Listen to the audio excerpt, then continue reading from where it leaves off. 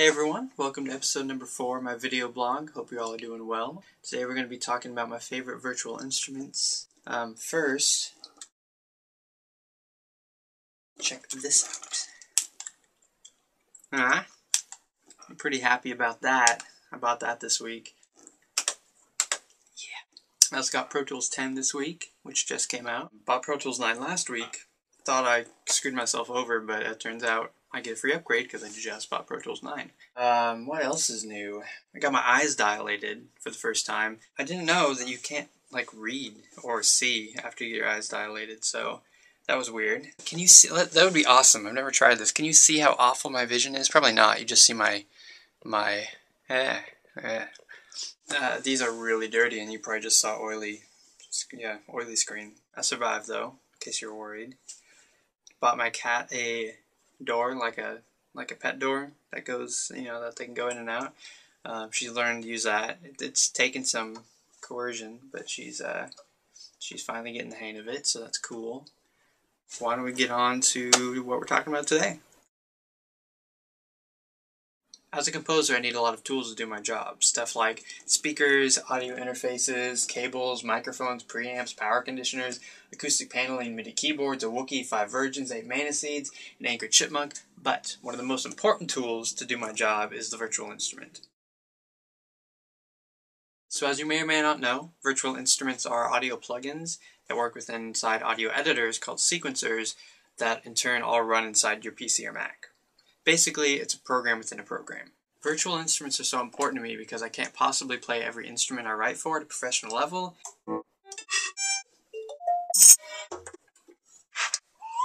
And it's not cost or time efficient to hire a live musician for every mock-up or project. Unfortunately, I haven't tested every single virtual instrument on the market, but I messed with enough to find a favorite or two.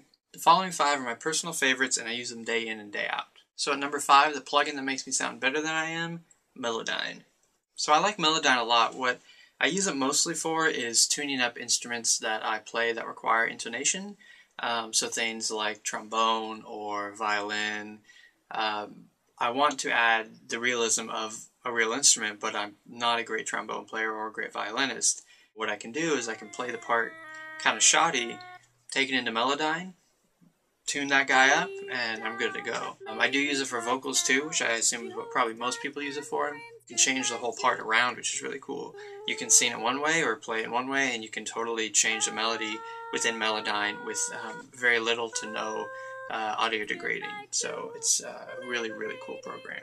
So in at number 4 is a plugin with the coolest features, and that's East-West Quantum Leap Symphonic Choirs. This guy is really cool because you basically have an entire choir at your fingertips. You can pretty easily find choirs that sing oohs, ahs, ums, etc. It's hard to find choirs that sing words, and if you can, they have kind of presets they come with. So you have certain phrases that they'll sing for you. What is awesome about symphonic choirs and kind of mind-blowing is you can type in whatever you want them to sing, and they will sing it. This isn't a synthesized choir, this is sampled choir, so this is actually people singing what you type. About an hour into the program, you'll discover you just revert to typing out cuss words because that's a lot of fun. It's a neat program, and it's come down in price quite a bit from when I bought it, so I highly recommend it. It's not currently running on 64-bit yet, but I imagine it should be soon. In at number 3 is the plugin that lives on my master track, and that is iZotope's Ozone. Ozone is a mastering suite, so it contains a lot of tools within it, things like reverb, harmonic exciting, EQ, and a lot of other cool stuff. I use this on every track, basically. The presets are amazing alone. Half the time I just load up a preset. You have all these really, really useful presets, but you can actually go in and individually to each specific tool, and you can tweak it and get really, really in-depth with every single little effect that's in it. I stand by it, man. It's great. So if you want to give your tracks that extra polish, definitely try out Ozone. Definitely worth it. In at number 2 is a perfectly produced preset plugin, and that is Omnisphere. I just got Omnisphere, I think, a year ago. Before that, I had Atmosphere, which was the product they put out before Omnisphere came out. With Omnisphere, one of the coolest features is it has a search function. So you can type in, keywords, of course, which is great, but you can also narrow it down by category. Things like, let's say I want dark, and then bass guitar, and complex. So you would have then you'd have a tiny list of bass parts that are dark and complex. So you can really quickly get to sounds that you want, and the sounds are just amazing.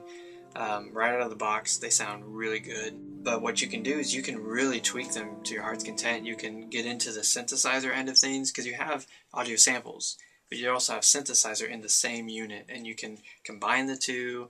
You can add effects within it, things like, delay or wah-wah or, EQ, reverb.